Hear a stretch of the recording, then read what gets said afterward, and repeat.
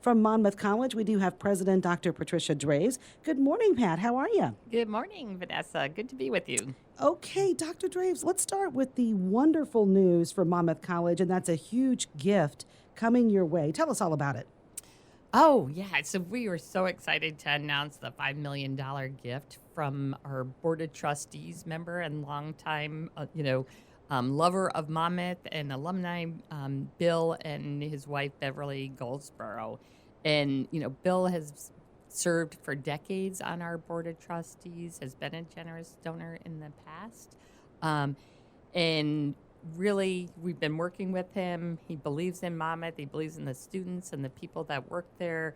And so wanted to help in a way. So he and I and Hannah Maher, our vice president for advancement and community relations, just talked about what are the ways that they could impact. I mean, I think with higher ed, there's lots of challenges. So, how do, our number one goal is enrollment growth. So how do we grow enrollment, but also kind of decrease some of the day-to-day, fiscal challenges that a campus has. Okay. So, but happy to talk to you about the elements because there's different elements of it. Yes, please do. Run through that with us. Yeah. So under the, kind of facility piece and decreasing liabilities, one of the things, he's proud of Peterson Hall and endowed, gave an endowed gift of $1.5 million just to make sure that facility always stays up to date. So, with furniture and, whether it's paint or new carpeting. And so that will be used for forever to make sure that is always in the shape that we want for our students. And then supporting this year's budget is part of it, and a challenge grant that he's going to do at Scott's Day of Giving is part of it. But probably the one I hear most about is helping us tear down the fraternity complex that has been, vacant for many years. There's a lot of fond memories and stories behind that fraternity complex, and we'll definitely honor those. And we might do some fun things in there, and we're actually working with the community of how we could use that space to help with training some of our local firemen or policemen. So those are looking for opportunities for them, and we're talking to them about that.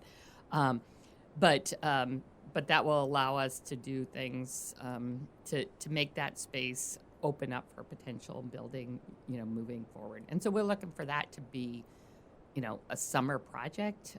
Right now we're just working with different construction companies, getting pricing and things like that on it. Okay. Yeah, that fraternity complex was known for the SIGAPs, the TEEKs, and the ZBTs. That was the deal back in the day. Yeah, and you might have been in that building A couple times, sure. Yeah. Sure, had lots of friends. That's, your football, your basketball, all the different, the Greek life was a big thing back when I was there in the 90s, so yeah. Yeah, and Greek life is obviously still an important part of Monmouth, but we've talked about on this show before our new, spaces for SIGEP and ZBT.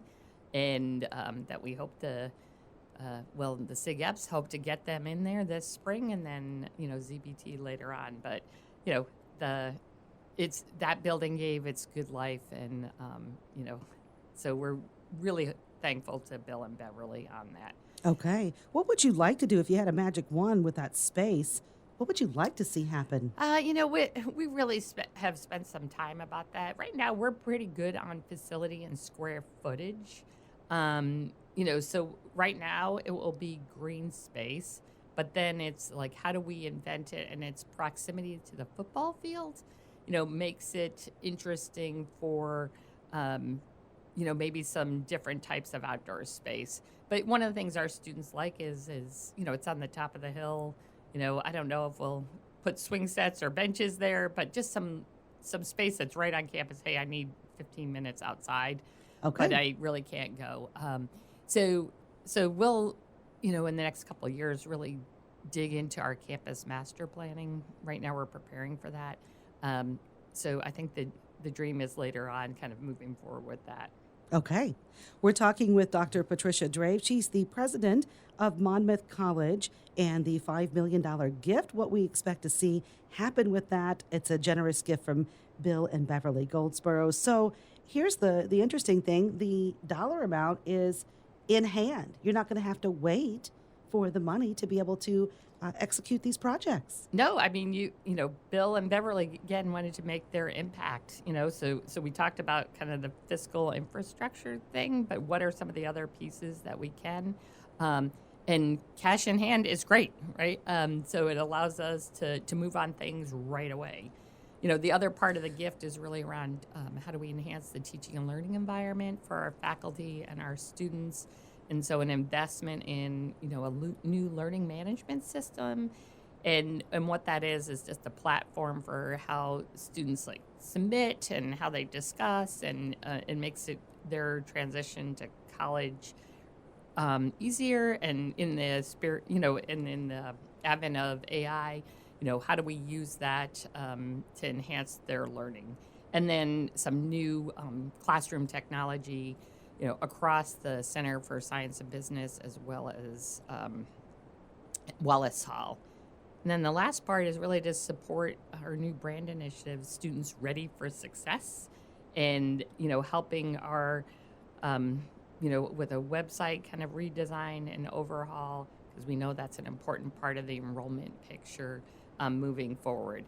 And, the community has had the excitement of a new football field that we have used across, the community, and new turf and track from, I guess, 2 summers ago. But our scoreboard's looking a little on the tired side, right? There's parts of it that, and so we'll also purchase a new video board. And so that will be fun. And we will obviously use that for our sporting events, but it will be used for some other things. Right now, I've got a list of people like, can we have movies on it? Can we do this? Can we do that? So we're hoping to get that kicked off this summer as well. That's unique because those are non-traditional revenue possible sources. Like over in Burlington, we meet with the Bees regularly because they're a part of our coming up on next Friday, or Buy It Now Friday, where we sell the tickets for the Bees. And their advertising that they send over is not just the Bees games, but they will show like Iowa State and have a huge turnout to watch that up on their Jumbotron. But yeah, they show different types of movies and different events where they bring in a crowd from town that otherwise probably wouldn't set foot on a Bees, it's not a Bees game. Yeah, so that's what we're starting to think about, that, and the opportunity for, additional sponsors. There's, we have people that come in town that want to share their name, and right now we can do that, but it will have a whole different look on a large video, scoreboard. Okay, looking forward to it. All right, so that is the $5 million gift. Anything else you want to add about that wonderful gift? No, I mean, just that we want to make sure that people know that they're welcome to all these things, and they'll see some of it, and we'll try to keep people in the loop on terms of when construction projects are going on, and if there's any disruptions, close down streets or anything on those types of days. But just very thankful. And, Bill and Beverly, $5 million is a huge gift. Yes. Right. And for any college, but it also shows the confidence of our alumni and donors and community in Monmouth and Monmouth's future. So you got it. Happy for that. It's 2026 already. Oh my gosh. Yeah, I know. What do you want our audience to know about Monmouth College here in 2026? I know it's hard to top that $5 million gift, but what are the exciting things going on campus? Yeah, I won't try to do that. That's, definitely, very exciting. But, we just students are back for just a couple of weeks now. We've got some great spring programming. And again, want to make sure that the community knows that. I think on February 11th, our Great Decisions series kicks off, and it's at 7:30 on Wednesday nights. It will kick off with some of our faculty. Michael Nelson from Political Science will talk about Africa. Robin Johnson, who many of you know from the community, will just talk about Americans' place in the world. Then we've got, Chris Fasano about, where are we with nuclear energy in the world? And, we've got Petra Kupinger, Jessica Vivian, our economist, Saad Bashir, talking everything from Europe, Ukraine, to global institutions. So I very much hope that the community comes out for those. Athletics, I'm sure Nathan was in here sharing Yes. our whiteout on February 11th to support our basketball teams. But, our men's basketball team, already has clinched a spot in the tournament, is at 11-0 love in it. the conference. Love it. And, yeah, they're just really gelling on a team. So that's Yes. a lot of excitement there. We'll be there next Wednesday as well. I know it's Defend the Glenny night, but it's Monmouth Knox. Yeah. So we'll be there. Yeah, we'll be there we go. broadcasting that Oh, game that's for great. That's great. yeah. Yeah.